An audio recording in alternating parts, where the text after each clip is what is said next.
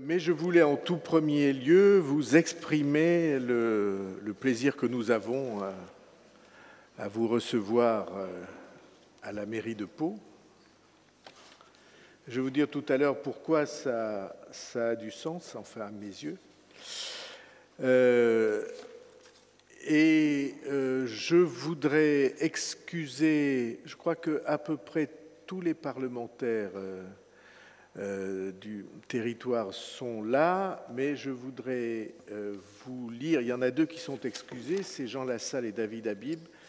Je vais vous lire leur message. Cher François, je ne peux malheureusement pas être à tes côtés ce soir pour la très importante réunion organisée en vue de la création d'un pays de Béarn. Tu sais l'attachement viscéral que, comme toi et les amis présents, je porte à notre si chère province. Je te laisse le soin, si tu le veux bien, de parler et de prendre part à la délibération en mon nom. Bonne chance et à bientôt. Et David Habib m'a écrit, cher François, tu as eu l'amabilité de me convier à une réunion consacrée à la constitution d'un pôle regroupant l'ensemble des intercommunalités du Béarn. Comme je te l'ai indiqué hier lors d'un échange téléphonique, je préside ce mercredi 25 novembre à 15 h la séance des questions au gouvernement et ne pourrai donc être des vôtres. Tu m'as proposé de rapporter ma position sur cet important sujet et je t'en remercie. Il y a écrit vous, mais enfin, dans la vie, bon. Nous avons 3 chantiers: affirmer notre identité béarnaise, faire que celle-ci soit davantage reconnue, mieux identifiée en Aquitaine et en France. Créer des liens de solidarité entre nos territoires pour que le Béarn s'exprime d'une même voix. Certains dossiers, comme le désenclavement, la poursuite du projet LGV, la défense de nos bassins industriels, de notre agriculture, de son industrie agroalimentaire, nécessitent une expression plus puissante et plus harmonieuse. Enfin, partager nos atouts pour assurer un meilleur aménagement du territoire. À titre d'exemple, les efforts déjà engagés pour qu'une vraie communauté hospitalière soit créée entre les hôpitaux de Pau, Oloron et Orthez doivent être poursuivis et amplifiés. Dans bien d'autres domaines, l'université, l'organisation du commerce, le tourisme, nous avons intérêt à unir nos compétences et nos volontés. Lors des élections municipales de mars 2014, j'avais évoqué le projet de constitution d'un pôle métropolitain. La loi MAPAM du 27 janvier 2014 a modifié les seuils démographiques et nous autorise à constituer un tel pôle en Béarn. De même, la loi NOTRe, en réduisant le nombre d'intercommunalités et en unifiant de fait les compétences entre les collectivités intercommunales, facilite la constitution de ce pôle. Je vous redis le soutien que j'apporte à cette initiative qui, j'en suis sûr, recueillera l'assentiment des élus, mais aussi des forces sociales et économiques du Béarn. Persuadé que vous comprendrez les raisons qui m'amènent à être absent ce mercredi, je te prie d'agréer, etc. Donc, je suis très, très heureux que nous soyons là. Je remercie tous ceux qui sont représentés. Permettez-moi un mot particulier pour le président du Conseil général qui a accepté d'être là, du Conseil départemental, pardon. Voilà, les intercommunalités qui sont présentes ici, représentées par leur présidente ou leur président ou des vice-présidentes, il y en a, je crois, représentent sur les 365 000 habitants du Béarn, 358 000. C'est donc 98% de la population du département qui est représentée par les intercommunalités présentes. Et ce chiffre, à lui tout seul, est évidemment un chiffre impressionnant. Et il dit, me semble-t-il, notre volonté partagée, commune, d'être ensemble pour relever les défis qui se présentent à nous. C'est un moment très important, mais moi je n'oublie pas le passé, je n'oublie pas les raisons qui font que le Béarn existe et a cette identité et cette force. Nous venons de très loin Et peut-être sommes-nous parmi tous les pays et toutes les régions du monde un cas particulier, puisque, comme vous le savez, les libertés béarnaises ont été constituées, formulées et même écrites il y a près de 1000 ans, puisque c'est au cours du XIe siècle, autour de 1080, que le fort d'Oloron, le maire d'Oloron est excusé par le président de la communauté de communes, que le fort d'Oloron a été créé. En 1088, que le fort de Morlas a été créé. Et puis le fort général du Béarn, c'est en 1188, c'est donc à la fin du XIIe siècle. Et c'est évidemment une force et une puissance considérable qui nous a dotés, sans même que nous y pensions, sans même que nous le sachions, de cette identité qui est, à mes yeux, à nul autre pareille. Puis cette identité, elle est faite aussi, je n'ai pas besoin d'y insister, c'est présent à votre esprit, d'indépendance. Et c'est évidemment Gaston Phébus qui est le créateur de cette indépendance, puisque au milieu du XIVe siècle, en 1347 et en 1364, il a refusé l'hommage qui était le rattachement, l'hommage féodal, au roi de France, qui était assez faible, et au roi d'Angleterre, le prince noir, qui était très fort. Et cependant, il a réussi à imposer cette indépendance, c'est dire à quel point ce geste était un geste essentiel. Nous sommes aussi héritiers d'un certain esprit de tolérance, et pour ma part, je ne l'oublie jamais. Et même quand Louis XIII a voulu débarquer en Béarn pour sa première expédition militaire en 1620, il a rattaché le Béarn à la France, mais en tant qu'entité indépendante, et il a maintenu l'effort. Et il aura fallu attendre, je ne sais pas si on peut dire que c'était une bonne ou une mauvaise nouvelle, le 28 octobre 1789, pour que, à l'invitation du député Moureau, dont la rue, comme vous savez, est à côté du tribunal, à l'invitation du député Moureau, le Parlement de Navarre, les États de Béarn, ont renoncé au fort, à cette forme d'affirmation et d'indépendance.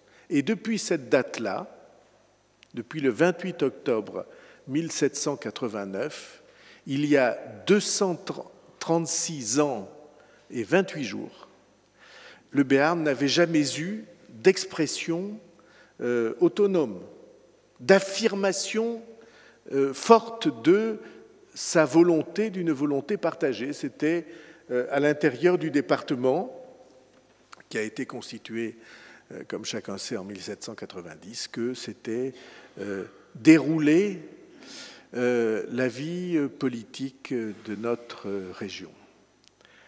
Or, aujourd'hui, la certitude qui est la mienne, c'est que ça ne suffit, et la vôtre, parce que beaucoup d'entre vous me l'ont dit, c'est que ça ne suffit plus. Pourquoi ça ne suffit plus? Pour deux raisons principales. La première, c'est que on nous a constitué une région qui est pour moi informe et protéiforme en même temps, une région tellement vaste qu'elle en est indéterminée, à l'intérieur de laquelle il sera très difficile d'avoir une affirmation d'identité. Et puisque cette région, elle va jusqu'à Bressuire au nord, aux portes de Cholet, elle va aux portes de Chinon. Quand je dis aux portes, c'est à 10 km, hein, aux portes de Montluçon.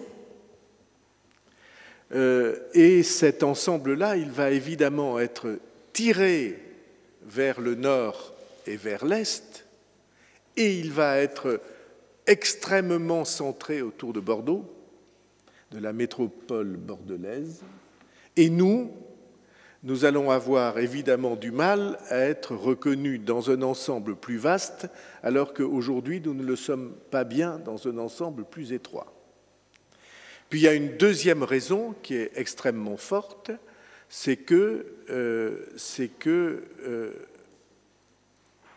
ne sais pas ce qui se passe. Il y a une deuxième raison qui est extrêmement forte, c'est que le Pays basque, lui, est en voie d'unification, puisqu'il y a même la proposition faite par le préfet, comme vous le savez, d'une collectivité unique du Pays basque qui va donner à cet ensemble une très grande force d'affirmation, alors que déjà le Pays basque est naturellement très affirmé. Et donc, on a cet impératif de se faire reconnaître et de se faire entendre. Or, c'est extrêmement frappant que nous, tous les élus qui sont là et presque tous les habitants, nous nous sentons puissamment béarnais. Simplement, les autres ne savent pas ce que le Béarn est. Nous sommes habités par l'idée de cette terre et de cette région, mais les autres ne savent pas ce que nous sommes et ne connaissent pas les atouts formidables qui sont les nôtres et qui sont des atouts de développement. Et c'est cela que nous avons à affirmer. Et je considère donc que nous avons un devoir pour nous affirmer, pour nous reconnaître, pour agir ensemble, pour penser ensemble, pour sortir de nos espaces fermés trop souvent. Et donc, pour moi, c'est un impératif. Cette idée, c'est une idée que pour ma part je défends depuis longtemps, mais on le défendait avec André Labarrère, on avait créé quelque chose qui s'appelait Béarn 21e siècle, qui a eu des fruits, mais pas assez, et qui en tout cas ne s'est pas constitué pour la suite. Et donc, il me semble pour moi que c'est la voie que nous devons choisir. Je voudrais m'expliquer un instant sur le mot « pays de Béarn » que je propose à notre réflexion. Pourquoi ? Parce que c'est l'expression qui, depuis l'origine, avait été choisie. Gaston Phébus, vous voyez qu'on remonte puissamment en arrière, il disait « Je ne tiens mon pays de Béarn que de Dieu et de mon épée ». Et quand Tucochala, le professeur Tucochala, et le professeur Christian Desplat écrivent leur histoire magistrale de notre région, ils lui donnent comme titre « Histoire générale du pays souverain de Béarn ». Alors moi je crois que les grammairiens diraient l'euphonie, le son y est pour quelque chose. Béarn, c'est un mot très court. Avec pays, il s'équilibre et ça fait évidemment écho au Pays basque et c'est une manière de nous exprimer. Alors, maintenant que j'ai essayé de dire ce qu'était cette nécessité et qu'il me semble qu'elle recueille un assez large accord, alors comment faire ? Pour ma part, j'avais au début pensé à une démarche associative, associant nos intercommunalités. Et puis, cette démarche associative, elle s'est heurtée à une espèce d'incrédulité ou de questionnement, parce que les gens ne voyaient pas bien comment ça pouvait marcher. Et il faut toujours écouter ce qu'on dit. Il m'a semblé, en réfléchissant, qu'on pouvait rechercher pour cet ensemble un cadre qui soit un cadre plus organisé. Et comme vous le savez tous, la loi a proposé, sous le nom de pôle métropolitain, alors je ne suis pas sûr que pôle et métropolitain, ça soit très compréhensible, mais sous le nom de pôle métropolitain, en 3 fois, D'abord pour la loi qui s'appelle RCT, Réforme des collectivités territoriales, en 2010, et puis la loi qui s'est appelée MAPAM, Modernisation de l'action publique et des collectivités territoriales, et puis dans la loi NOTRe encore, un cadre qui me semble pouvoir être particulièrement adapté. Pourquoi ? Parce que c'est un cadre souple dans lequel on peut choisir les responsabilités qu'on exercera. Je dis responsabilités plus que compétences. Les responsabilités qu'on exercera ensemble, c'est un cadre qui impose 2 règles numériques auxquelles nous répondons. La première de ces règles numériques, c'est qu'il faut avoir 300 000 habitants. Nous les avons. Et qu'il faut qu'il y ait au centre de cet ensemble une agglomération de plus de 100 000, ce qui est le cas de l'agglomération de Pau. Et d'ailleurs, la loi fixe un certain nombre de règles qui sont assez simples pour les représentations à l'intérieur. Et ça a du sens que ce soit les intercommunalités du Béarn qui avancent ensemble pour dire « nous allons faire ce que nous devons pour que le Béarn soit ainsi représenté ». Je dois ajouter que peut-être ça a plus de sens encore aujourd'hui au moment où on est en train de redéfinir tant bien que mal la carte des EPCI. Alors, je n'ignore rien des débats qui agitent chacune des intercommunalités, des communes, des communautés de communes, pas trop de communautés d'agglomération, mais je n'ignore rien des incertitudes qui sont créées, des enthousiasmes des uns et des refus des autres. J'arrive à suivre tout ça et à le suivre de manière amicale.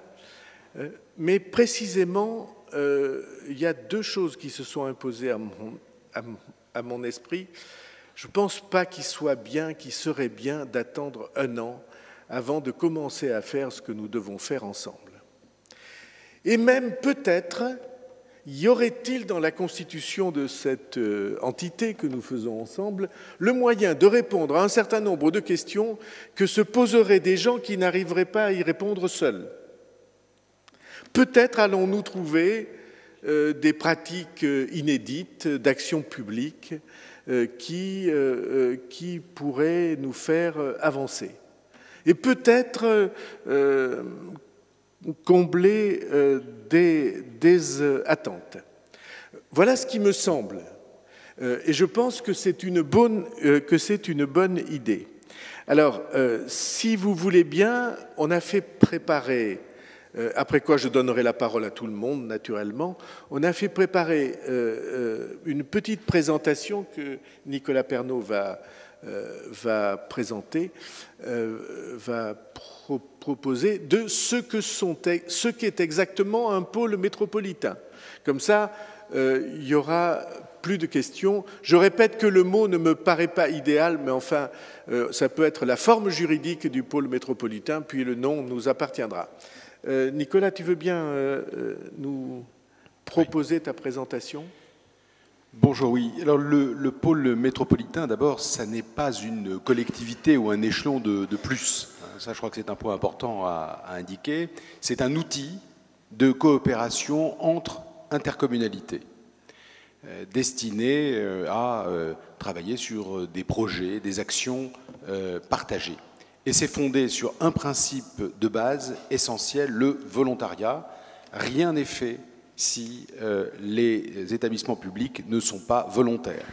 Alors ce volontariat, il s'exprime sous 3 formes. D'abord au moment de l'adhésion, puisque les intercommunalités doivent exprimer leur volonté d'adhérer. Ce n'est pas une initiative qui vient de l'État. Dans d'autres domaines, l'initiative vient de l'État, ce n'est pas le cas ici. Il n'y a pas d'impératif de continuité géographique. Par conséquent, on a des projets à partager sur un territoire, mais il n'y a pas de continuité à imposer. Et puis, il appartiendra à l'ensemble des intercommunalités de définir leur champ de compétences. On verra tout à l'heure les domaines dans lesquels ce champ de compétences doit être défini, mais on est libre de composer un pôle métropolitain sur des sujets nombreux, vastes, ou au contraire, un pôle métropolitain sur des sujets plus resserrés. Le deuxième élément, c'est que chaque action, chaque projet dont le pôle métropolitain va avoir à s'occuper doit être reconnu d'intérêt métropolitain. Et ça n'est pas le pôle qui collectivement détermine l'intérêt métropolitain.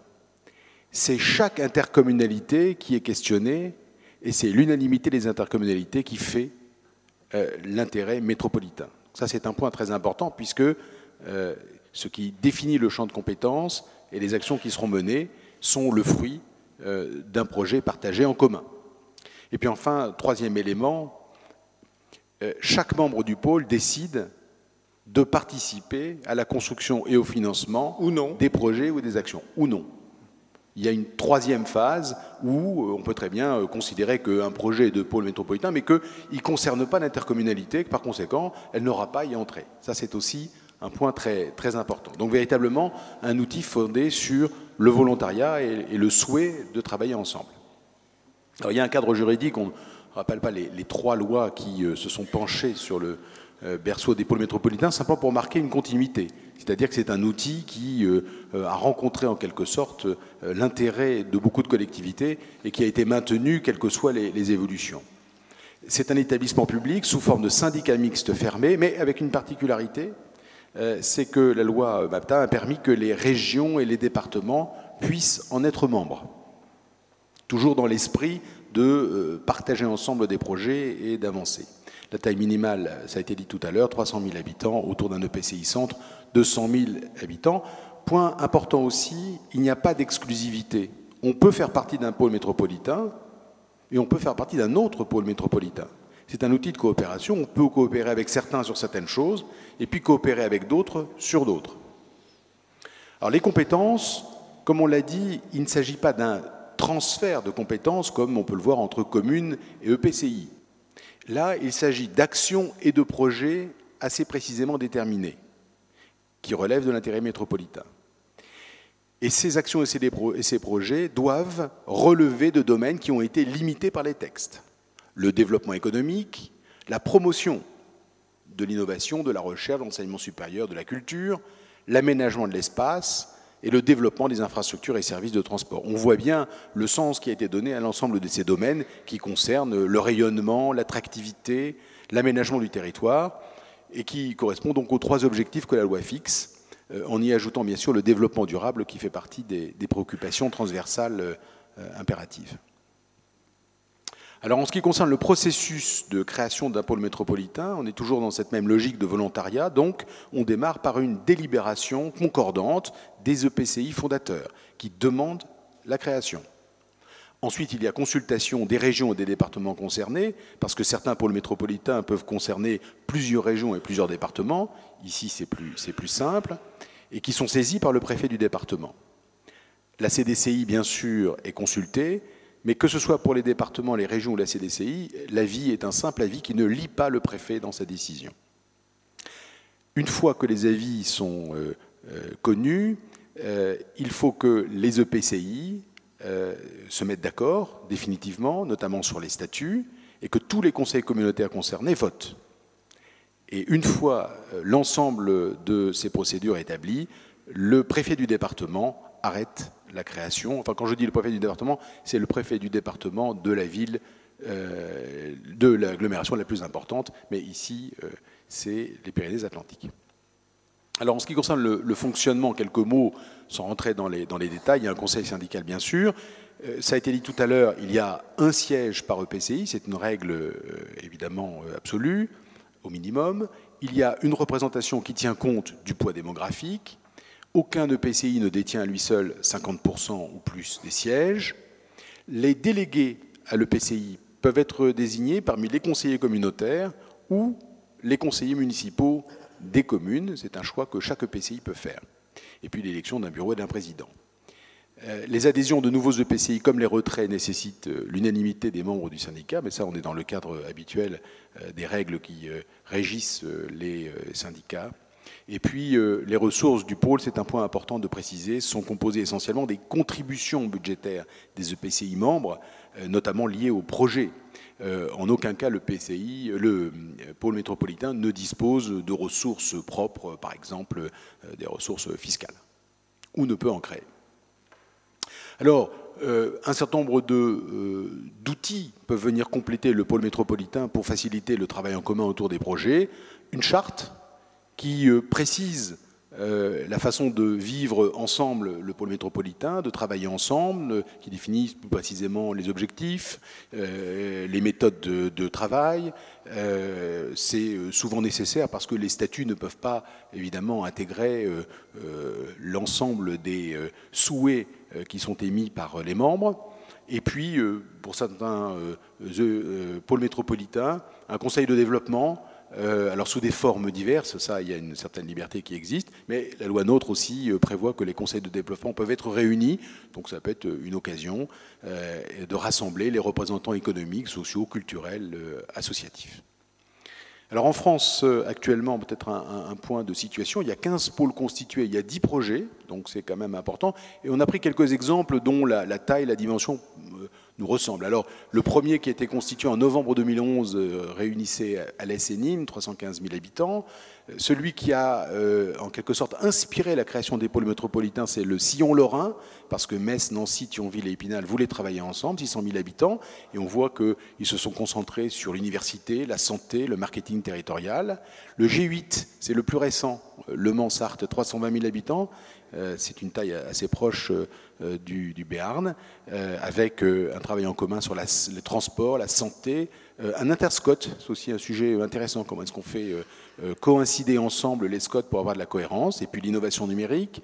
En Franche-Comté, la mobilité, le numérique, le tourisme, l'environnement, la culture et la santé. Et enfin, je termine par le sillon alpin, nous sommes dans une région de montagne aussi, 1,4 million d'habitants, l'économie, l'enseignement supérieur, le transport, la culture, et puis, par exemple, la coopération transfrontalière. Voilà en résumé quelques éléments, et voilà la carte des pôles métropolitains existants ou en projet. Alors je m'arrête un instant à cette carte, Nicolas, si tu permets. Juste un instant, c'est une carte qui date de juin 2013 et qui indique qu'à Pau, il y a un pôle métropolitain en gestation. À l'époque, donc, déjà, il y avait cette idée qu'on pourrait faire quelque chose avec d'autres. Et vous voyez que la tache jaune, c'est marqué « Réflexion en cours ». La réflexion était donc lancée depuis longtemps. Pardon de t'avoir interrompu, vas-y.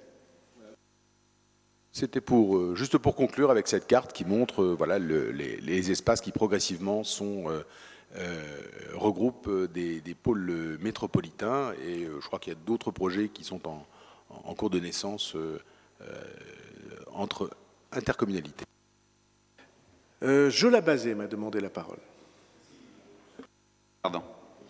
Non, je ne serai pas long dans mon propos. C'est avec plaisir que je participe à cette rencontre. Je crois, Président, que, je ne sais pas si on va se dire vous ou tu, peu importe. Bon. Ça sera plus simple. Je crois que ce qui vient d'être présenté par le directeur explicite bien cette notion de pôle métropolitain. Je crois qu'il y a 2 ou 3 éléments que nous devons prendre en considération dans notre réflexion ce soir. Voilà.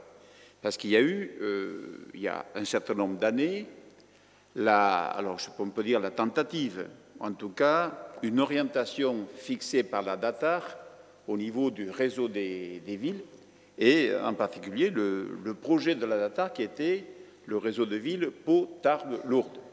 Voilà. Ça, c'était des éléments qui avaient guidé notre réflexion et dans lequel, en particulier, les aspects hospitaliers se trouvaient au cœur de ce dispositif, plus les plateformes aéroportuaires. Plus près de nous, et c'est important pour la suite du débat, ça a été, disons, de par le transfert aux régions des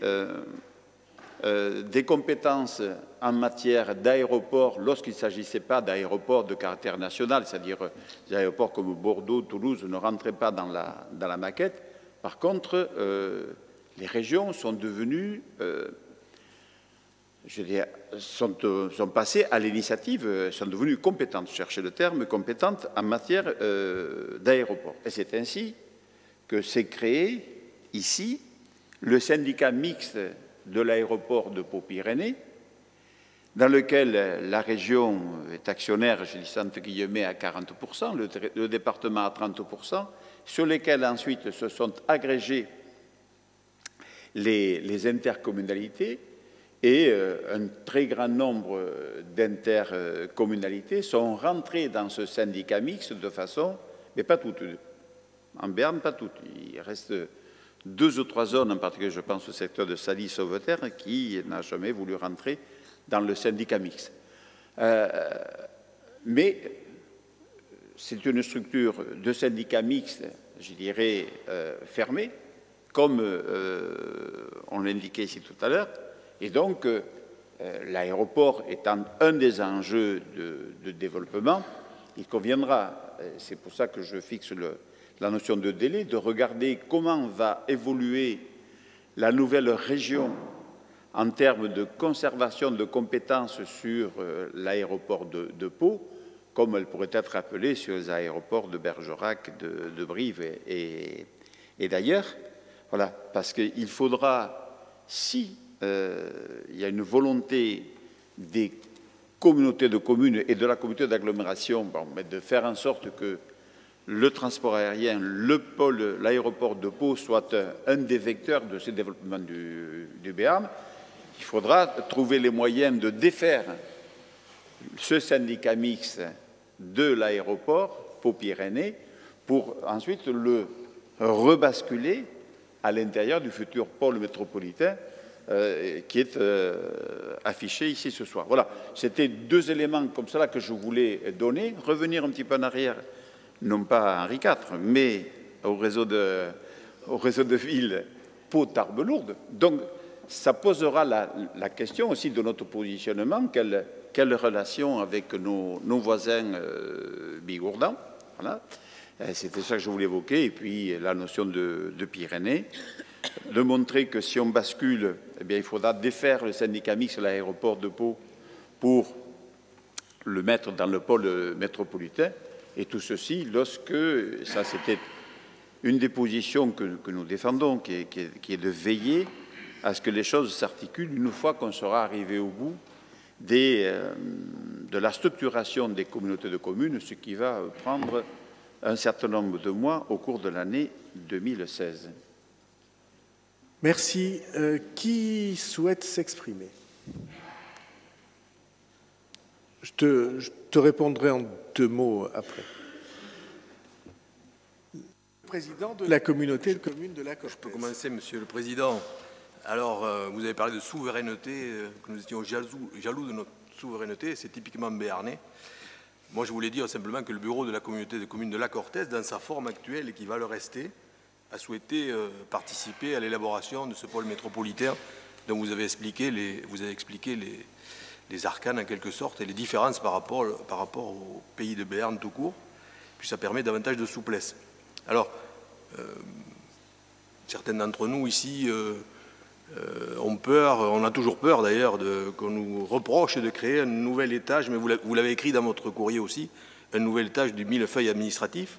Donc ça, y compris mes collègues des 61 communes de la communauté l'ont évoqué, bien qu'ils m'aient mandaté pour venir ici à la constitution, ou en tout cas à la participation à constituer à ce pôle métropolitain qui sera à la carte. Vous l'avez dit aussi, dont on aura le choix de participer à tel ou tel projet. Et j'allais dire que nous avons déjà des choses en commun. Alors, on parlait du sport en aparté, mais c'est peut-être pas la première des priorités, mais pourtant, c'est une réalité. Et l'aéroport, Jola Bazin en a parlé, l'UPPA, le numérique, j'ai vu que certains pôles métropolitains avaient pris en charge la densification du réseau numérique de leur territoire. Ça me paraît incontournable, même si le conseil départemental est en train aussi avec la région d'ailleurs, est en train de voir comment il peut évoluer en la matière et comment le faire évoluer plus vite. Voilà. Moi, je voulais dire simplement ces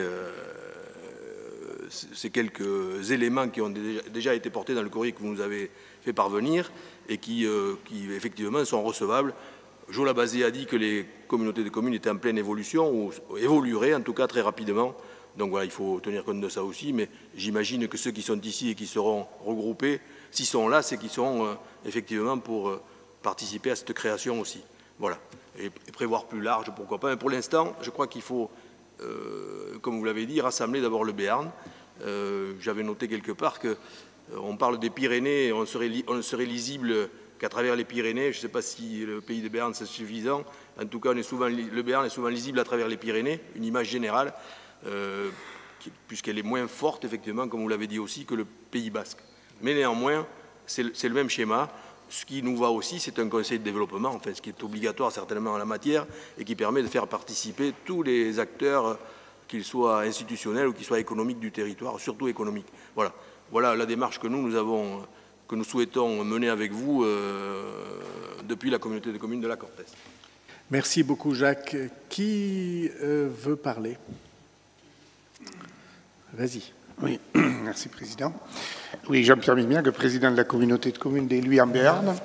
Donc, à titre personnel, je peux effectivement me positionner tout à fait favorablement par rapport à cette démarche, puisque ça fait déjà un certain nombre d'années, bien même avant l'année 2010, de création des pôles métropolitains.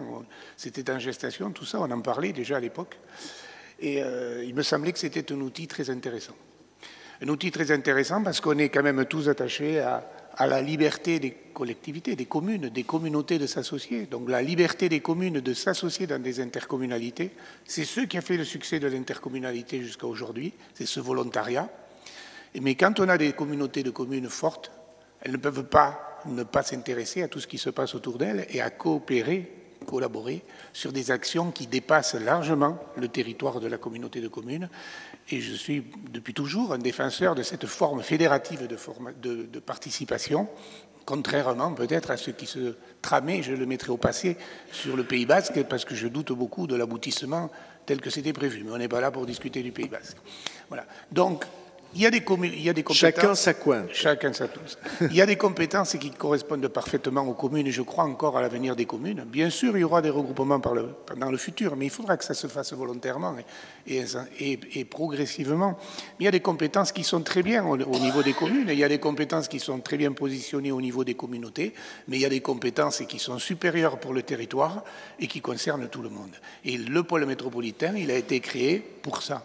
Il a été créé pour ça, mais le pôle métropolitain, il nécessite un peu de temps, bien sûr, pour l'élaborer, puisqu'il y a des statuts.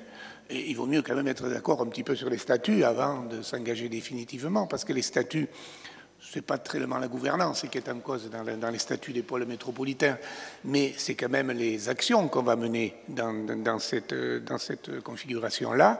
Donc il y a un débat à avoir et ça ne peut être qu'une construction collective des communautés, si on veut là aussi, comme au niveau des communautés de communes, de la réussite.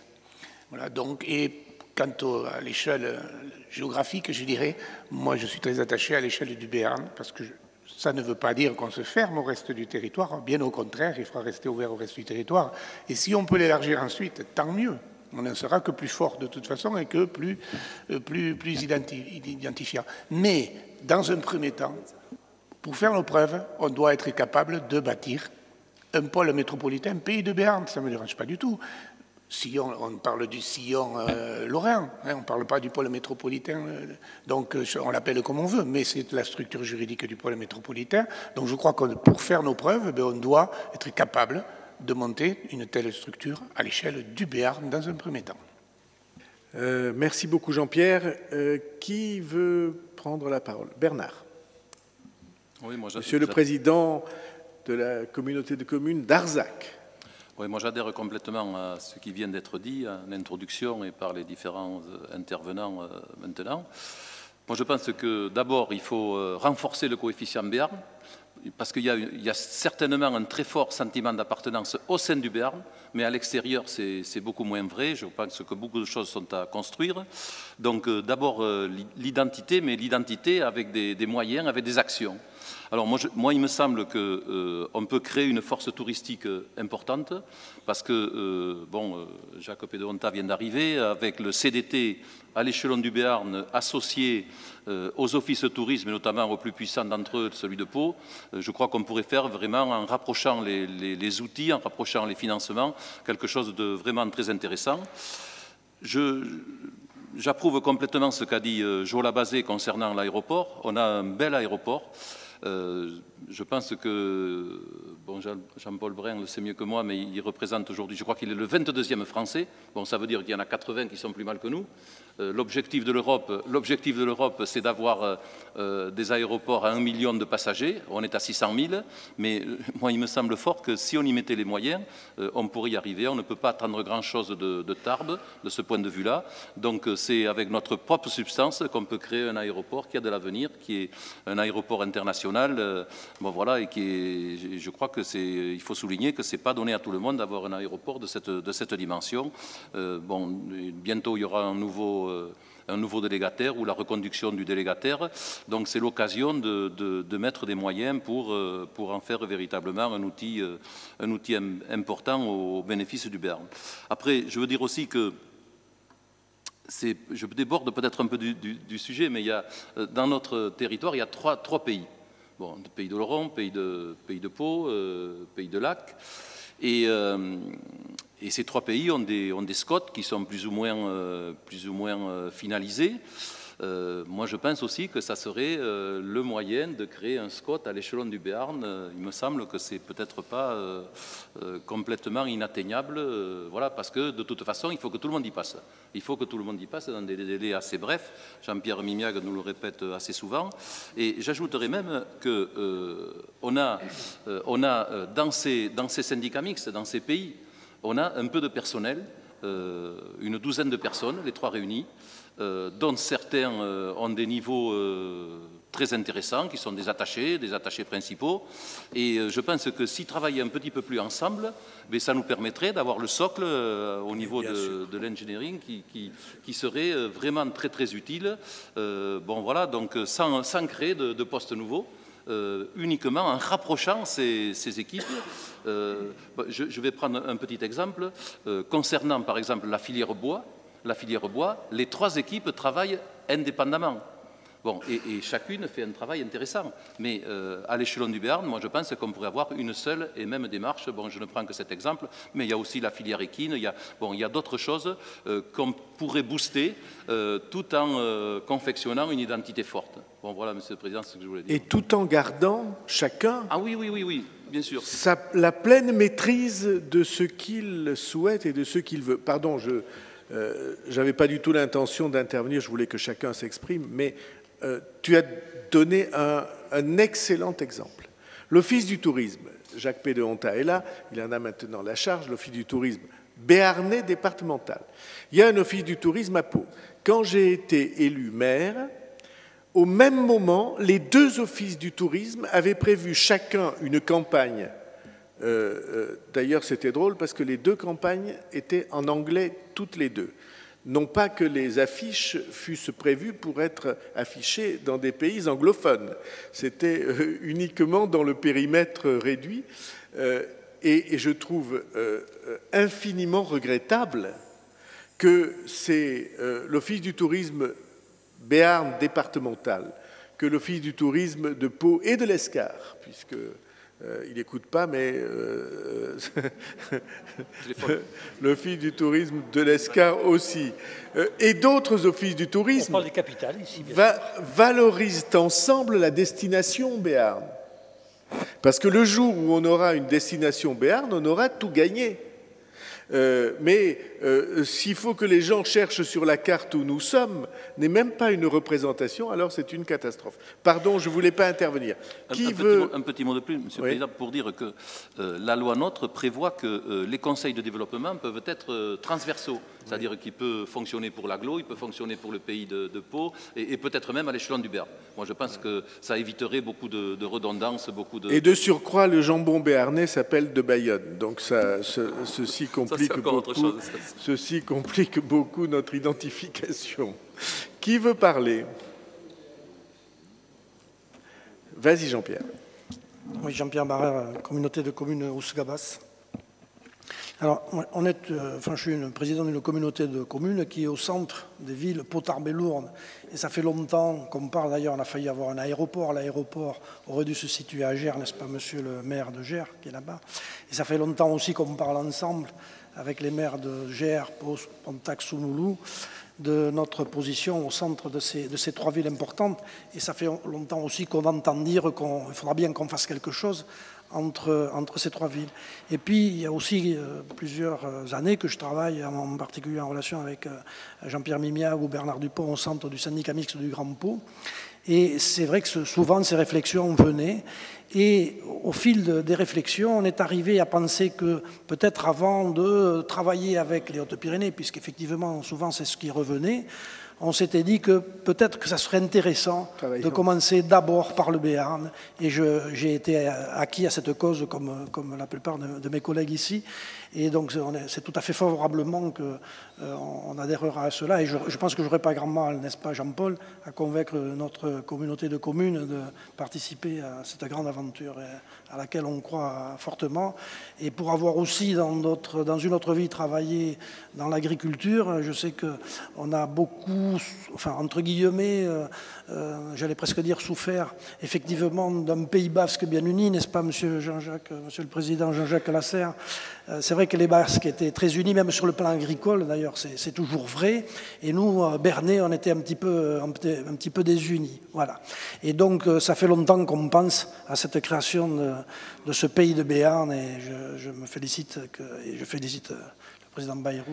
Merci beaucoup Jean-Pierre. Qui veut parler? Monsieur Pelane? Oui. Merci François. Président du comité de communes de Garlin. Voilà, Charles Pelane. Non, simplement, moi, effectivement, je souscris pleinement. J'avais eu l'occasion de m'exprimer là-dessus, à cette initiative. Et ce pour plusieurs raisons. Elles ont été évoquées par François Bayrou dans son propos introductif. Effectivement, des régions dont le périmètre évolue, des communautés de communes aussi, un contexte budgétaire aussi qui est de plus en plus contraint. Mais je crois qu'il y a un autre élément qui est extrêmement important. Ce sont les métropoles aussi qui nous entourent, que sont celles de Bordeaux et de Toulouse, qui sont devenues de véritables aspirateurs, des territoires extrêmement attractifs. Et pour faire entendre notre voix, je crois qu'il est important qu'on se solidarise. Moi, je suis très, très heureux, je vous le dis très sincèrement, de l'initiative et j'espère que tout ceci se concrétisera le plus rapidement possible parce qu'il ne faut pas oublier que malgré tout, même si nous sommes profondément attachés à nos territoires, nous sommes dans un champ extrêmement concurrentiel et le pays de Béarn, ou quelle que soit son appellation, doit être surtout et avant tout aussi un outil stratégique de développement et un outil stratégique de développement économique plus particulièrement. Je crois que nous avons beaucoup d'atouts dans le Béarn. Il est important qu'on puisse se solidariser comme c'est en train de se faire aujourd'hui. Et donc, on ne peut que se réjouir, et en tous les cas, la communauté des communes du canton de Garlin, puisqu'elle existe encore pour quelque temps, rejoindra avec grand plaisir cette nouvelle structure. Merci beaucoup. Daniel Lacrambe, président de la communauté de communes d'Oloron, enfin du Piémont Oloronnais. Merci. Au moment où les communautés de communes du Haut-Béarn sont en pleine réflexion sur le projet de fusion qui nous a été présenté par le préfet, la démarche d'un pays de Béarn m'intéresse tout particulièrement. J'y attache de l'intérêt depuis que cette initiative a été prise au courant de 2014 et j'attendais en fait d'en savoir un peu plus ce soir sur la possibilité d'adhérer à ce pôle métropolitain pour faire partager cette volonté au bureau et au conseil communautaire de la communauté du Piémont Oloronnais. Je retiens de ce projet parce que c'est à messieurs, c'est ce qu'a rappelé tout à l'heure monsieur Pernaut, c'est important, la possibilité de choisir en définitive pour chaque intercommunalité de participer ou non à tel ou tel projet. Et je suis également très attentif à la notion de conseil de développement, puisque la loi NOTRe fait obligation maintenant aux EPCI de plus de 20 000 habitants de constituer un conseil de développement au titre de l'EPCI ou dans le cadre de plusieurs EPCI. Donc là aussi, très attentif et très intéressé par ce qui va se passer, ce qui sera décidé au niveau de ce conseil de développement, où en sera le portage, comment sera effectuée la coordination. Autant de sujets qui m'intéressent tout particulièrement ce soir. Merci, Daniel. Alors, une précision. Encore une fois, on a deux règles qui sont des règles de constitution et deux règles qui sont des règles de fonctionnement ou de gouvernance. La règle de constitution, c'est qu'il faut 300 000 habitants pour être dans le cadre du pôle métropolitain défini par la loi, ce qui nous oblige à être ensemble, puisque tous ensemble, si nous étions tous là, il y aurait 365 000 habitants. Et comme je l'ai dit, sont représentés ici ce soir 358 000. Il manque 2% de notre ensemble. Et deuxième condition, qu'il y ait un EPCI d'au moins 100 000 habitants. Et ça, c'est rempli par la présence de la communauté d'agglomération de Pau. Ça, c'est les deux règles de constitution. Quant aux deux règles de gouvernance, elles sont très simples, elles aussi. Premièrement, proportionnel démographique à peu près. Hein, on va dire les choses comme ça. En tenant compte, dit la loi, de la population de chacun des EPCI, avec deux précisions. Aucune communauté ne peut être absente. Il faut au moins un délégué par communauté de communes ou d'agglomération, quelle que soit sa taille. Et deuxièmement, aucune ne peut avoir 50%. Voilà les deux règles, le taquet bas et le taquet haut, que nous connaissons, parce qu'après tout, c'est la même règle à peu près que les EPCI. Mais évidemment, ça crée une contrainte forte. Je voudrais ajouter un mot. Il y a un maire qui, peut-être est-il là, j'en sais rien, qui m'a écrit pour dire ça impose une chose importante, c'est que nous oublions tous nos querelles partisanes, nos préférences. Ça impose qu'on sache travailler ensemble. Et évidemment, pour moi, c'est plus important. Christian Petchobaquet, communauté de communes de Naï. Oui, merci. Alors, cher François et chers collègues, je me suis amusé plusieurs fois, mais je vais vous dire pourquoi. Déjà dans la construction du pays de Berne, du mot pays de Berne, où j'ai retrouvé complètement les discussions que nous avions eues à l'époque quand on avait changé, nous, de Vatviela en pays de Naï. Et tu disais que c'est parce que c'était court, et nous, c'est pareil, ça sonnait bien. Donc je peux que me retrouver dans ta formulation du pays de Béarn. Et il nous semblait en même temps que c'était plus représentatif, parce que c'était à l'époque où on a lancé les études touristiques, qu'on a lancé ça. Nous, c'était la plaine de Naï. La plaine de Naï, au niveau tourisme, c'était morne plaine, ça n'était pas vraiment attirant. Et on avait pensé que le pays, c'était plus représentatif. D'abord Naï, parce que tu avais raison, il fallait le retrouver sur la carte.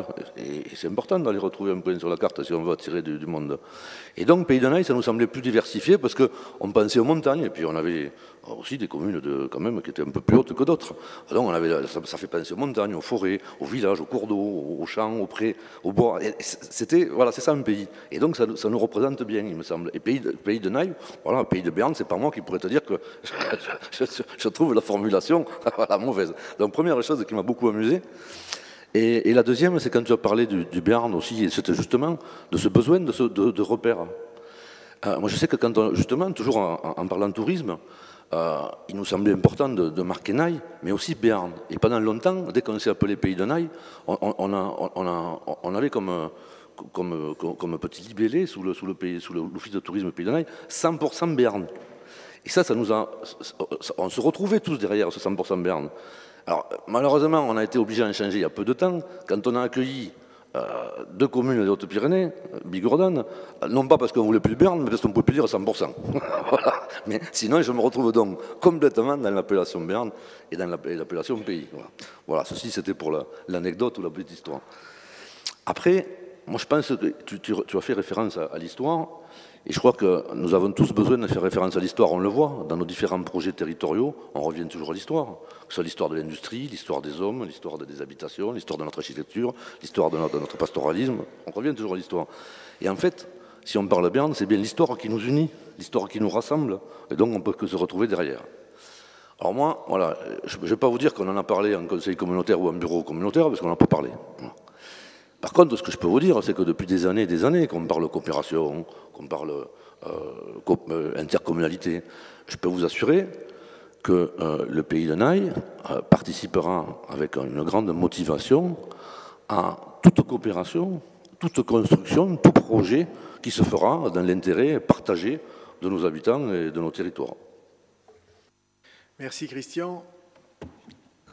Je vous en prie. Francis Ansalot, communauté de communes Navarrense. Mais tout d'abord, je vous félicite pour votre initiative et naturellement, la communauté de communes Navarrense adhère pleinement à ce projet. Je voudrais vous dire aussi ma satisfaction de voir tout le monde autour de la table. Je dis bien tout le monde, car on est en ce moment avec la réforme territoriale. J'ai entendu le mot volontariat et aujourd'hui, on ne nous impose rien pour le pôle métropolitain par rapport aux communautés de communes, aux fusions. Voilà, donc je dis aujourd'hui, on ne nous impose rien, monsieur le préfet ne vous impose rien. Donc je crois que c'est une opportunité qui nous est offerte. Je crois qu'il faut qu'on sache la saisir, ça c'est quand même important. Et surtout, si on travaille aujourd'hui, et j'espère qu'on va continuer à travailler, c'est travailler pour nos enfants de demain. Donc je dis et je répète, allez, allons-y et osons y aller. C'est ça l'important. Merci. Merci à Francis Lansalot. Qui veut s'exprimer après? On va finir les présidents de PCI. Vas-y, Didier. Didier Larieux, président du Pays de Béarn, intercommunalité de 14 communes, moins de 14 000 habitants, donc en plein dans la réforme territoriale. Donc, on a anticipé les choses depuis 2 ou 3 ans déjà. Donc, sur les outils de coopération, on travaille avec les autres, on sait faire. Enfin, il me semble qu'on sait faire. Et alors, j'ai mandat des maires à dire, donc on est prêt à travailler bien sûr sur ce pôle métropolitain, pardon. Même si les maires aujourd'hui du Pays de Béarn ou les élus du Pays de Béarn sont extrêmement sollicités par la réforme territoriale, sont extrêmement sollicités aussi par la mise en œuvre du PLU intercommunal, donc ils sont un peu inquiets de leur disponibilité à pouvoir être présents pour phosphorer à monter le projet. Voilà. Donc ça c'est vraiment une inquiétude des élus parce qu'ils veulent y participer, ils veulent monter ce projet. Donc des interrogations sur le calendrier, des interrogations sur la méthode. Voilà. Donc je pense que tu vas y revenir. Voilà. C'est les questions des élus du Pays de Béarn. Merci beaucoup Didier. Qui veut s'exprimer dans les présidents, présidentes? Oui. Claude Ferrato, président de Gavecoto. Donc je rejoins un petit peu les propos de mon collègue Didier Larieux. On n'a pas trop évoqué le sujet à Gavecoto parce qu'on a d'autres préoccupations aujourd'hui. Donc un des maires de Gavecoto m'a accompagné, Pierre Rodriguez d'Assat. Voilà, donc moi je partage tout à fait ce qui a été dit. Et déjà, même si je n'ai pas fait valider ça en conseil communautaire ou en bureau, on peut dire que Gavecoto sera partant pour le Pays de Béarn. Bien sûr, je crois qu'il faut faire ça assez rapidement et ne pas attendre surtout que les nouvelles intercos soient créées. Ce serait peut-être une erreur, même si on est en pleine réforme territoriale. Voilà, après... C'est vrai qu'on se posait la question aussi avec quelques maires de Gavecoto, comment ça allait fonctionner. Donc là, peut-être qu'on aura des précisions peut-être un peu plus dans cette soirée, parce qu'on ne voyait pas comment on pouvait organiser ça, mais bon, a priori, ça sera assez simple. Et au départ, c'était parti sous la forme associative, mais ça n'a pas été retenu. Pour le métropolitain, c'est encore autre chose. Voilà, donc nous, on est tout à fait favorable à cette nouvelle institution pour le Béarn et pour faire surtout connaître le Béarn, parce que quand on se trouve dans le nord de la France, le Béarn, on ne sait pas où c'est, alors que le Pays Basque, oui. Donc ça, c'est un peu dommage, voilà. Merci. C'est tout le problème, Claude. Voilà. Et toute l'urgence. J'ajoute. Qui veut parler? Bon, tout le monde a fait le tour. Jean-Jacques Lasserre voulait dire un mot. Très rapidement, moi je suis très heureux de voir que toutes les communautés sont présentes et très heureux de sentir quand même qu'il y a une véritable volonté. Moi je vous livre mon sentiment, j'ai simplement une responsabilité de président du conseil départemental et de parlementaire. Je ne suis pas comme vous impliqué au quotidien au niveau du fonctionnement de vos communautés. Bon, premièrement, on va quand même sortir de ce grand débat sur les périmètres institutionnels et sur ce débat des compétences. D'ici un an, j'espère qu'on y verra plus clair. Ce débat, il est quand même paralysant. Et moi, je vous le dis comme je le sens. Un périmètre des communautés de communes, il faudra bien qu'on en sorte. Chacun connaît mes positions. Moi, jamais je ne privilégierai. Ce n'est pas déconnecté de ce que je vais dire et de ce que vous essayez de faire. Jamais je ne privilégierai des associations qui ne sont pas senties, volontaristes, fondées autour de projets où les gens ont de l'envie. Rien ne remplacera ça. Donc on verra bien ce que ce débat va donner. Je le dis, moi je regrette le pouvoir donné à l'administration au niveau des mécaniques qui président à ces découpages-là, non seulement le pouvoir et des fois les penchants excessifs pour certains modèles que personnellement je ne partage pas, mais je comprends tout à fait que des points de vue différents existent dans ce département comme ailleurs. Les communautés de communes vont se caler. Les régions, tu en as parlé François, des périmètres, qu'on le veuille ou pas, quel que soit le résultat des urnes, avant que l'on soit en mesure d'actionner les dispositifs régionaux, il se passera forcément du temps. Les élections, les mises en place, les périodes de tâtonnement. S'agissant du département, nos responsabilités sont plus ou moins très précises pour certaines d'entre elles, mais il y a des plages sur lesquelles il faudra qu'on travaille, en développement économique, avec les régions, en matière touristique, avec les régions probablement, en matière d'aménagement du territoire. On va donc vivre dans une période, je ne dis pas d'indécision, mais de construction collective. Et en tout cas, notre état d'esprit, c'est de dire, quel que soit le résultat des urnes au niveau des régions, quels que soient les découpages au niveau des communautés de communes, il faudra bien que la collectivité départementale, et c'est comme ça qu'elle s'enrichira en plus, participe donc à un débat où la créativité devra exister. Bon, une fois qu'on a dit ça, moi je vous dis mon sentiment. Moi je suis convaincu qu'au-delà de ces structurations, communautés de communes, départements, régions, on aura toujours besoin d'endroits de réflexion et d'action, d'endroits libres. Et quand je dis libre, c'est au plein sens du terme, sans accroche trop politicienne, où le débat peut s'engager avec de la sincérité, d'une façon débridée. On aura toujours besoin de ces endroits. Et la seconde chose que je ressens, que je voudrais vous dire, c'est qu'on aura besoin de nous organiser sur des périmètres identifiés, qui ont de la visibilité, et des périmètres solidaires. Et je vais essayer de préciser ma pensée en me rapprochant donc de l'initiative qui part ce soir. J'imagine cet espace béarnais vivre après les réformes institutionnelles et pour avoir vécu des débats à peu près identiques au niveau du Pays Basque, bien que les formes ne sont pas totalement les mêmes en ce moment. Moi, je reste persuadé que des espaces identifiés et solidaires, au-delà même des limites des communautés de communes, seront nécessaires pour certaines opérations de caractère transverse.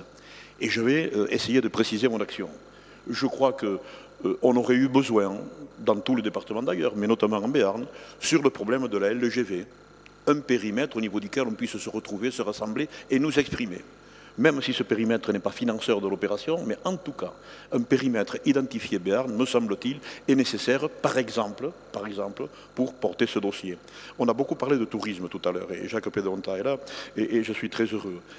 Tous les spécialistes en matière de tourisme disent que ce ne sont pas les destinations administratives qui attirent le client.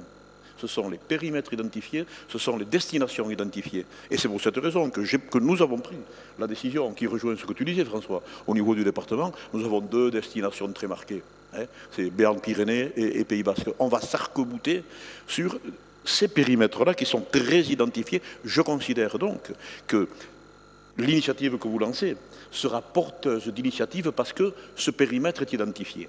Je parle de l'accueil d'entreprise. On a vécu l'autre jour de beaux rassemblements. Il y a beaucoup de maires et de responsables qui étaient là.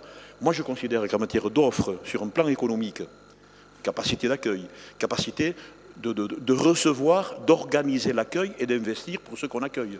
Un périmètre Béarn est un périmètre profitable. Hein, vous comprenez? Donc, moi, je dis ça tout simplement parce que j'ai un ressenti très positif par rapport, au-delà même des découpages institutionnels, des endroits où on peut se retrouver. Moi, j'ai vécu un Pays Basque, c'était, qu'on le veuille ou pas, un très beau laboratoire en matière d'action publique. Parce que dédouané de toutes les contraintes, dédouané d'a priori ou d'obligations qui souvent sont paralysantes, on a inventé, on n'a pas refait l'eau chaude, mais on a mis au point certains dispositifs qui ont été profitables. Et c'est pour ça que moi je suis très, très attaché. Je pense que tout ceci peut bonifier l'action publique, parce qu'aussi le périmètre est identifié, je viens d'en parler, et je conclus tout simplement en redisant ceci. Au-delà même des institutions de la République, des espaces, hein, s'ils sont identifiés, ce n'est pas le fait du hasard, c'est parce qu'on s'y sent solidaire, c'est parce qu'on partage les mêmes valeurs, c'est parce qu'on partage les mêmes ambitions. De s'adosser sur ceci, je pense, et je suis convaincu, c'est pas que je pense, on peut bonifier, me semble-t-il, l'action publique, et vous verrez en marchant, vous trouverez des thématiques qui vont vous rassembler, qui vous donneront du goût pour travailler, me semble-t-il, et pour avancer. Libre après à se négocier par rapport aux institutions telles qu'elles sont, sur les budgets, sur les programmes, ça c'est notre paire de manches, de toute façon. On ne peut pas se négocier si on n'est pas sûr de son dossier. Et le dossier, il est bon que si véritablement on le sent, on le porte. Voilà simplement ce que je voulais indiquer. Merci beaucoup. Frédéric Espagnac voulait la parole. Non, Monsieur le Président, mais je veux bien la prendre. Ben, tu me faisais signe. Non, pardon, mais c'est pas grave, mais avec plaisir. De toute façon, je vais rebondir sur beaucoup de choses qui ont été dites. Je crois que c'était important de laisser parler les présidents de communautés et communes. Je vais peut-être rendre hommage et autorisez-moi sur deux choses, à la fois cette initiative, parce que je la salue et je pense que vous avez eu raison de la faire, et puis rendre hommage aussi à Jean-Pierre Mimiac, parce que si vous l'avez dit, le pôle métropolitain fait partie déjà de cette carte. C'était une réflexion qui s'était posée au Pays du Grand Pau, avec Bernard Dupont, avec à l'époque aussi, aidez-moi d'un coup là, les autres vice-présidents, qui étaient le président de Gavet-Coteau et aussi... Henri Coapé, voilà, excusez-moi, et Michel Laban-Vinograd. Et c'est vrai que cette réflexion, Jean-Jacques et Jean-Pierre, tu l'avais menée au sein du Grand Pau. Jean-Pierre Mimiac l'avait menée au sein du Grand Pau. Donc je crois que, Monsieur le Président, vous avez à juste titre raison. Le temps est ce qu'il est, au-delà des lois NOTRe, MAPAM et redéfinition des compétences, il y a une urgence. L'urgence, c'est à la fois... Excusez-moi, messieurs. L'urgence, elle nous est à la fois imposée, à la fois avec les regroupements qui s'opèrent, et notamment ce qui s'opère au Pays Basque, mais potentiellement, surtout, je crois, n'allons pas le voir ailleurs. Je crois que ce besoin, il existe pour préserver à la fois, ou reconstruire, on va peut-être partir par là.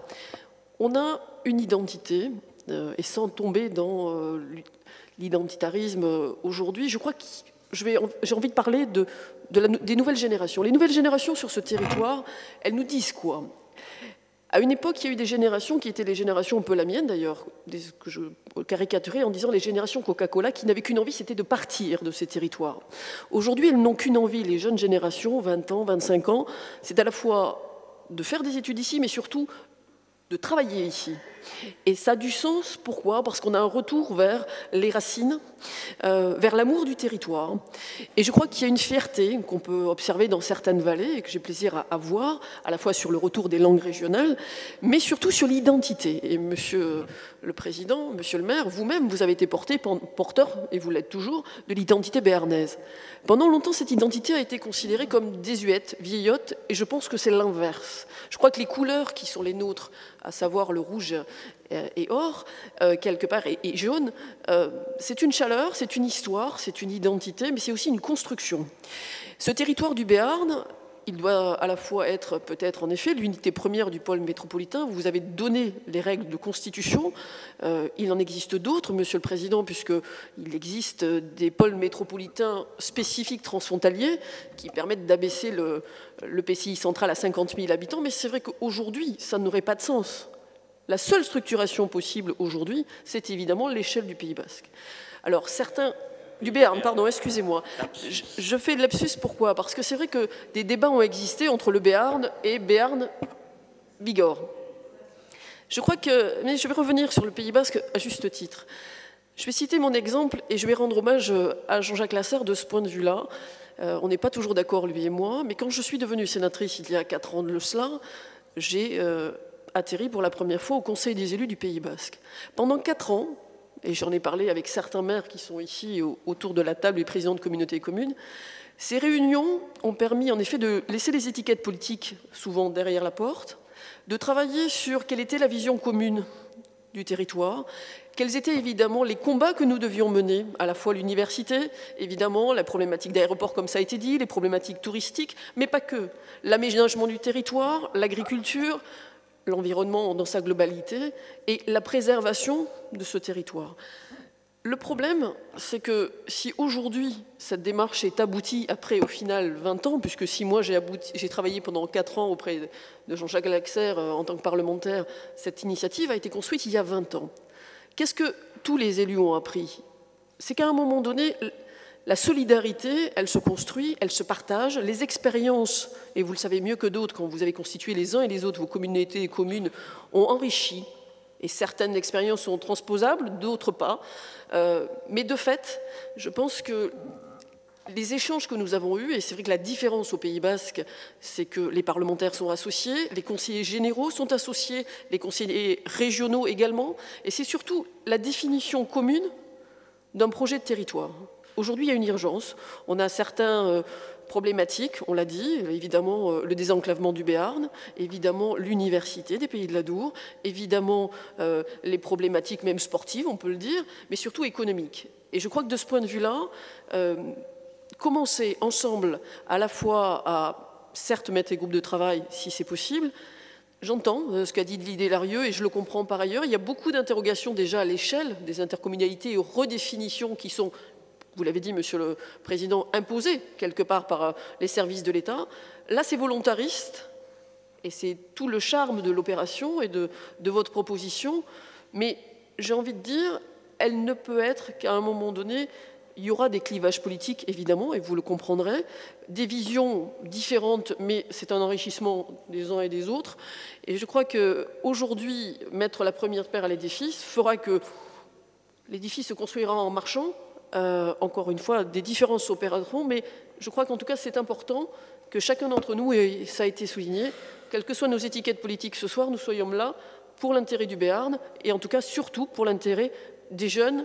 Je termine par là, parce que notre principale responsabilité en tant qu'acteur public, c'est de travailler sur la construction du Béarn, mais c'est surtout pour construire l'avenir des jeunes qui vont y naître. Merci, Monsieur le Président. Merci beaucoup. Marc Cabane, président du Pays du Grand Pau. Oui, quelques réflexions, beaucoup a été dit. Le débat montre d'ailleurs la pertinence de toute cette question. Premier sujet, la question de la pertinence du territoire. Je crois qu'il n'y a plus guère de doute. Béarn, pour des raisons affectives, historiques, peut-être même au-delà, de dimension d'éclairage du futur par le passé, qui est indiscutable. Je crois que, tout à l'heure, on a esquissé la question d'autres types de frontières, notamment avec le lien avec la Bigorre. Et il est indiscutable. Il ne faudrait pas bâtir l'entité béarnaise par opposition. Je crois que c'est une étape que nous franchissons, de nous constituer en organisation de travail, sans pour autant tourner le dos à des coopérations plus larges. Mais il faut être conscient aussi que si on regarde les territoires pertinents du point de vue économique, c'est en réalité tous les pays du sud de l'Adour qui sont concernés. Et les réalités économiques nous associent aussi bien à Bayonne, à Dax, qu'à Lourdes et à Tarbes. Donc, ne pas fermer ses portes, mais nous organiser peut-être dans ce qui est le plus immédiat, le plus simple, le plus consensuel et le plus finalement porteur d'image et de sens en ce qui nous concerne. Donc je crois que sur le choix, en tout cas du territoire, il n'y a pas de vraie discussion, de vrai débat. Alors après, il y a la question de savoir quel contenu donner à cela. Ça a été évoqué, on a parlé d'ailleurs, très justement, Bernard Dupont a parlé de la coopération entre les pays. C'est vrai qu'avec notamment Jackie Cassiori, mais avec aussi le Pays d'Oloron, nous avons entamé, à travers un programme leader, des échanges pour voir ce que nous pouvions faire en commun. Et je l'ai rapporté d'ailleurs avec beaucoup de fidélité au président de la communauté de Pau, parce que je sais l'attention qu'il porte à un certain nombre de sujets. Il y avait par exemple la question de l'eau vive. L'eau vive, c'est un marqueur du territoire, qu'il s'agisse du secteur de Naï, je le dis pour Traville-Péchot-de-Baquet, que pour territoire de Loron, que pour Navarinx, dimension sportive, dimension halieutique, dimension écologique, dimension de ressources, tout simplement, et bien sûr, sans parler des gaves d'Aspédosso. Et puis, puisque ça a été évoqué, il ne faut pas oublier la dimension transfrontalière. Moi, je suis branché, grâce à la générosité de Jean-Jacques Lasserre, il est encore là, il faut que je dise du bien de lui, sur les questions de coopération transfrontière. Et je pense que nous avons un vrai besoin de travailler en commun sur ces questions, parce que, paradoxalement, sauf peut-être ceux qui sont très proches de la frontière, à Pau, nous n'avons pas vraiment le sentiment que Pampelune est prêt, que Saragosse est prêt, que Huesca sont prêts. C'est un peu fini, le temps où nous étions engagés dans ces voies-là.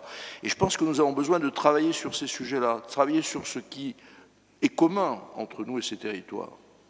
On a évoqué aussi la question de la connaissance.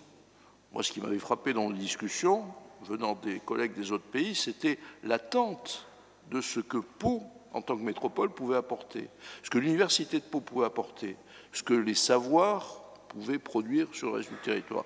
Je crois qu'on a des choses à faire. On a parlé du numérique. Il y a là indiscutablement quelque chose à apporter. L'économie de la connaissance, c'est quelque chose qu'on peut mettre en commun, qu'on peut développer, qu'il s'agisse de ce qui se fait à Lac, par exemple. Il y a une technopole, qu'un parc, il y a une technopole à Pau. Essayons de les faire travailler ensemble. Ça peut être des choses utiles et qui pourraient être des dimensions tout à fait fortes pour le futur. Et puis, bien sûr, derrière tout ça, il y a des politiques, comme le tourisme, évidemment, mais elles s'appuieront sur des opérations pratiques et concrètes. Travailler sur les diasporas, nos diasporas historiques, mais aussi les diasporas nouvelles. On a parlé des jeunes. Les jeunes, c'est une diaspora qui se crée. Est-ce que nous faisons ce qu'il faut pour maintenir le contact ? Peut-être, moi je ne suis pas un spécialiste de Facebook, mais peut-être pourquoi pas un Facebook Béarn, qui, ça se saurait, merci Jackie, qui pourrait être un élément de maintien du lien, et d'un lien qui pourrait avoir des dimensions économiques, parce que finalement, ces jeunes, ils occupent des postes majeurs dans les différents points du monde. Et donc, peut-être être inventif, être créatif, et je pense qu'il ne faut pas tarder à y travailler. C'est peut-être autour de ces questions, monsieur le maire, monsieur le président de l'agglomération de Pau, que je crois nous devons essayer de construire quelque chose, et rapidement, parce que, effectivement, je ne dis pas qu'il est trop tard, mais nous avons devant nous toutes ces cartes. Et comme l'a dit Bernard Dupont, nous pouvons unir nos efforts pour travailler dans ces voies-là et dans ces directions-là. Merci Marc. Alors, puisqu'il n'y a plus de demande de parole et que l'heure avance, je voudrais répondre à l'objection de Jola Bazet, qui au fond disait « c'est très compliqué, vaudrait peut-être mieux prendre son temps et attendre ». C'est à peu près ce qu'il disait, en fonction de l'évolution des EPCI, des compétences de la région et du département. Et moi, je pense que ce serait une erreur. Parce que nous avons un gros travail de préparation pour la mise en place. Il faut qu'on prépare des statuts. C'est peut-être pas le plus difficile. Il faut qu'on prépare une charte, il faut qu'on réfléchisse à ce qu'on veut faire ensemble. Et puis surtout, les autres, Jo, ne nous attendent pas. Quand on voit l'incroyable pression qui est créé par ce que le président de la communauté de Garlin a appelé la concurrence des territoires. On est dans, je ne veux pas dire une guerre, parce que ce n'est pas une guerre, on est dans une course. Et les autres avancent. Et les autres avancent, c'est ça le paradoxe, plus vite que nous, alors que nous avons des armes supérieures à eux. Moi, c'est ça qui me frappe. Il y a plein de régions pour lesquelles, je l'avoue humblement, je ne saurais pas trop quoi faire. Mais pour nous, grosso modo, il y a des gens, je viens de recevoir des dizaines d'invités nationaux au cours des idées mènent le monde, ils ouvrent des yeux comme des soucoupes en disant « mais on ne savait pas que vous aviez tout ça. On ne savait pas que vous aviez ce patrimoine et ces entreprises que vous avez et ces centres de recherche que vous avez. » Ils découvrent, ils tombent du ciel. Et voilà que la région qui a le plus d'atouts a été, depuis des décennies, incapable de les mettre en valeur. Et moi, je crois, Jo, ce n'est pas pour avoir un débat avec toi, mais je suis certain qu'il faut qu'on décide d'y aller et qu'on aille vite. Alors, bien sûr, on aura des EPCI différentes dans 1 an, mais je ne vais pas attendre 1 an.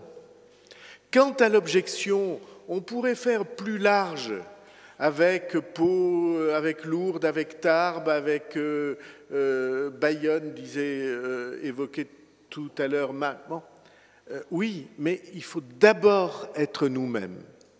Quand on dit « nous voulons », il faut d'abord savoir qui est nous, qui nous sommes. Et le jour où on sait qui est ce « nous », alors on peut passer au verbe « vouloir ». Quand on est défini, quand on est identifié aux yeux des autres, alors on peut avancer. Et on tendra la main à la Bigorre. Et peut-être à partir de notre exemple, elle s'organisera. Peut-être, ils vont en avoir besoin, ne serait-ce que pour le rugby, si je lis bien les journaux. Peut-être ça va les pousser, eux, à avancer. Parce que si on dit, nous, on est Pau, Lourdes, Tarbes, Béarn, Bigorre, il y a un côté indifférencié à cette affaire. Or, le monde d'aujourd'hui appartient à la différence.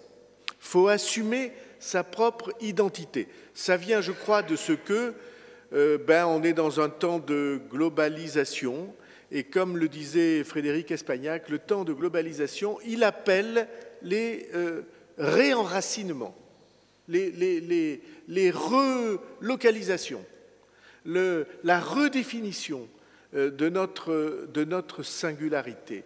Et c'est pourquoi, moi, en tout cas, on a eu déjà une réunion il y a 1 an, puis on en a eu une... bon, mais maintenant, le temps est de faire un pas en avant. Nous avons une forme juridique qu'on peut étudier. Moi, je vais vous proposer, si vous voulez bien, un texte de motion qui reprend à peu près tous les sentiments que vous avez exprimés. Je veux bien ce texte qu'on l'amende si vous le souhaitez. Tu as fait... quelqu'un a le texte, tu peux le faire circuler. Je vais vous le lire si vous voulez. Moi, je soumets cette motion au vote. Alors, c'est pas... Naturellement, c'est chaque PCI qui va après, à l'intérieur, réfléchir, définir. Mais nous, ici, en tant que président réuni des intercommunalités, je vous propose qu'on adopte un principe.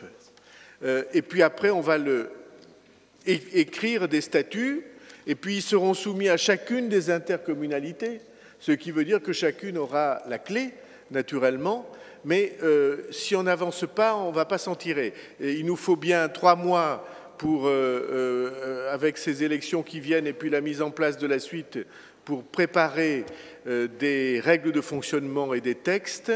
Et puis ça veut dire qu'au printemps, on sera en situation de créer réellement, après délibération de tous les EPCI, ce pôle métropolitain qu'on appellera le Pays de Béarn. Alors, je vais vous le lire. Si vous trouvez qu'il y a des choses qui ne vont pas, vous me le dites très simplement. Le 25 novembre 2015, nous, représentants des intercommunalités du Béarn, accompagné des parlementaires élus départementaux et régionaux, réunis à l'Hôtel de Ville de Pau, considérant que la création d'une nouvelle région Aquitaine-Limousin-Poitou-Charentes constituera un ensemble si large qu'il sera très difficile pour le Béarn de s'y voir pleinement identifié, considérant la perspective d'unification des collectivités locales du Pays basque au sein d'une intercommunalité unique, considérant la force de l'identité commune en laquelle les Béarnais se reconnaissent, tenant à l'histoire, aux solidarités économiques et à leur patrimoine culturel, considérant que cette identité, facteur puissant de développement, je suis sûr qu'on n'insistera jamais assez sur cette idée, tous ceux qui ont travaillé sur la question du marketing territorial savent que c'est la définition qui est un facteur de développement. Alors, considérant que cette identité est méconnue ou inconnue en dehors de notre région, soucieux de réfléchir et d'agir ensemble pour faire vivre notre pays de Béarn, pour porter son identité et ses projets, tout en conservant la plus grande souplesse d'organisation, décidons le principe de la constitution du pays de Béarn sous la forme juridique d'un pôle métropolitain, et j'indique en note, prévu par les lois réforme des collectivités territoriales du 16 décembre 2010, RCT, et modernisation de l'action publique territoriale et d'affirmation des métropoles, MAPTAM, MAPAM peut-être, je ne sais pas comment, MAPTAM, oui. Je déteste les sigles. Je suis pour mettre en prison les gens qui inventent des sigles. Et les articles correspondants du Code des collectivités.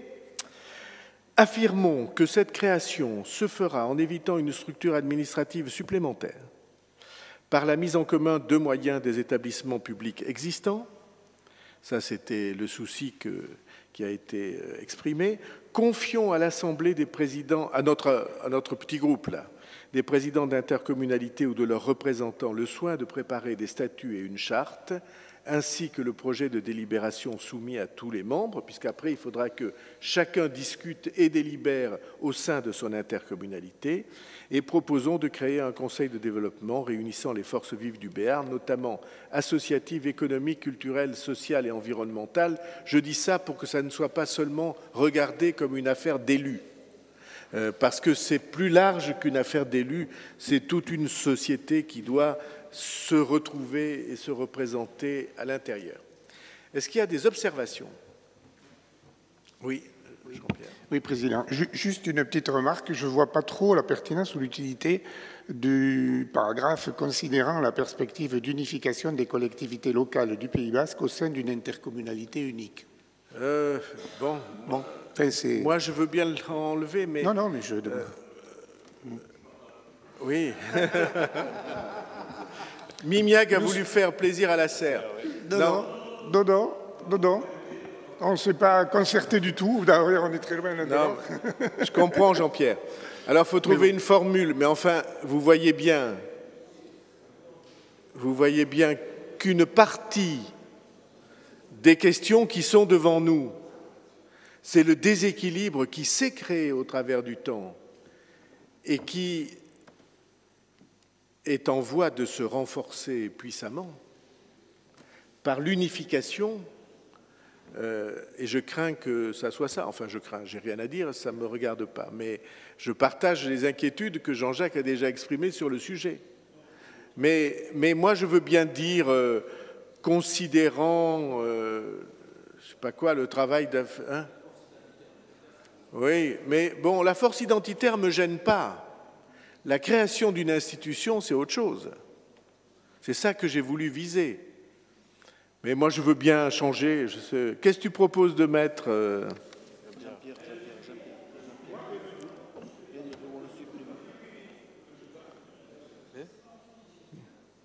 Oui, enfin, vous êtes d'une sincérité moyenne.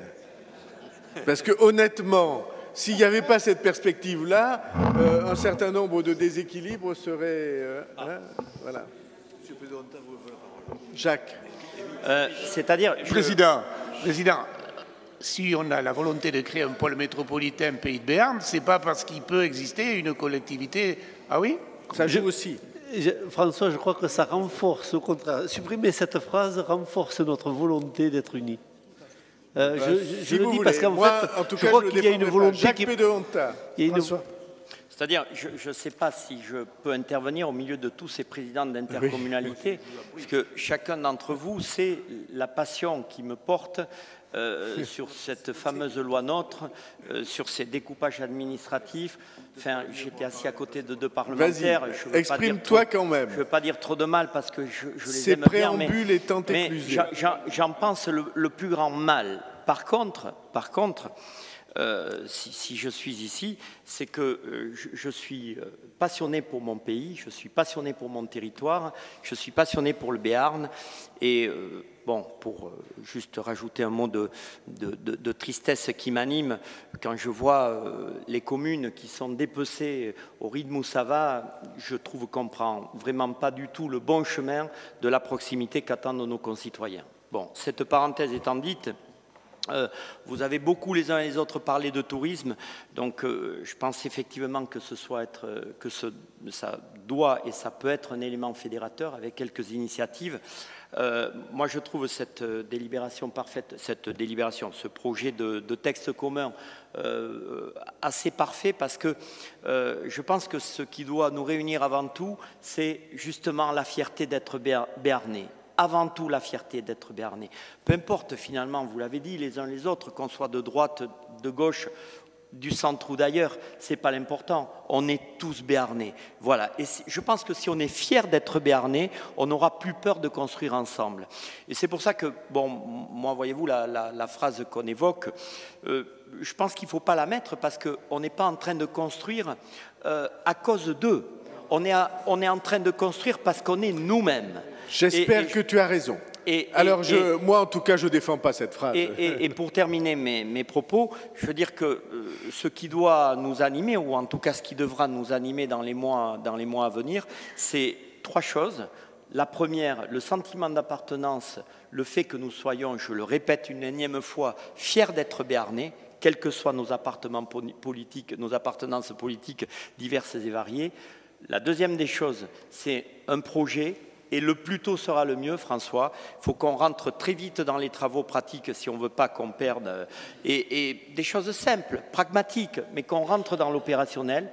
Et le troisième point comporte, et Frédéric l'a assez bien dit, comporte un message d'espoir et d'espérance pour les enfants de ce territoire. Parce qu'il faut quand même se rendre compte d'un truc. Bon, on est tous à peu près maires ou responsables de quelque chose au niveau local. Nos concitoyens savent qui on est. Mais quelle désespérance politique anime ce pays? Quelle désespérance! Il faut qu'on recroie en nous. Il faut qu'on fasse recroire à nos enfants à ce qu'ils sont. Et ce qu'ils sont aujourd'hui, ils sont béarnais. Merci beaucoup. Alors, je retiens, moi je ne défends pas la phrase. Considérons entre nous que de la retirer, et Jean-Jacques, que de la retirer est une gigantesque hypocrisie. Car s'il n'y avait pas ça, on ferait le 64. Le succès de la marque 64 montrait un chemin qui, s'il n'y avait pas eu ce mouvement, aurait fait du département des Pyrénées-Atlantiques, que j'ai eu le bonheur, comme deux autres présents autour de la table, de présider pendant des années. Je trouvais ça formidable. Mais vous voyez bien qu'il y a eu un déséquilibre qui s'est créé. Et donc, encore une fois, je ne défends pas la phrase, et à la demande de Jean-Pierre, je l'enlève. Mais, en tout cas, moi, que la presse n'écrive pas ce que je dis, je sais très bien que c'est ce déséquilibre qui a créé le besoin, ou plutôt l'impératif, d'affirmer ce que nous sommes, parce que nos amis et voisins et proches, eux, ont fait un boulot d'affirmation qui fait que c'est plus le 64 qu'on repère, c'est le Pays Basque, y compris pour des produits de chez nous. Et donc voilà, je l'enlève, hein, mais ça n'était pas une phrase malveillante, c'était une phrase de vérité de ce que nous sommes, de la situation que nous vivons. Voilà. Oui, peut-être un mot. Quand tout à l'heure je disais qu'on avait souffert, en tout cas moi quand je travaillais dans l'agriculture, c'est vrai que l'image du Pays Basque était toujours avancée, ils avaient des projets, et nous, Bernais, on n'avait pas de projet. Et donc c'est ce qui nous manquait. Et c'est vrai qu'aujourd'hui, il faut peut-être pas parler du Pays Basque, effectivement, mais dire notre impérieuse nécessité de créer ce pays de Béarn, parce que, comme tu l'as dit, il a toute une histoire, sauf qu'il n'a pas de contour aujourd'hui, il n'a pas d'existence. Et aujourd'hui, on le fait renaître. Je pense que c'est ça. Et je crois qu'il faut plutôt insister là-dessus, et sans ignorer les Basques, mais en définitive, parlons de nous, et on a besoin de s'affirmer. Nous le faisons renaître 236 ans et 28 jours après la délibération à Pau qui l'a fait disparaître. Je trouve que c'est pas si mal. Il n'aura fallu attendre que 236 ans et 28 jours. Et ça devait être à cette heure-ci à peu près le 28 octobre 1789. Comme quoi on peut en faire des bêtises même dans les années révolutionnaires, ou spécialement dans les années révolutionnaires. Y a-t-il d'autres remarques? Bon, je vais simplement pour la photo mettre aux voix cette motion et décider donc entre nous qu'on va travailler sur les statuts et sur la charte. OK? Alors je mets aux voix la motion qui a été lue avec la phrase en moins de Jean-Pierre Mimiag, que demande Jean-Pierre Mimiag, qui est d'avis de l'adopter. Je vous remercie. C'était une bonne réunion et utile et peut-être historique.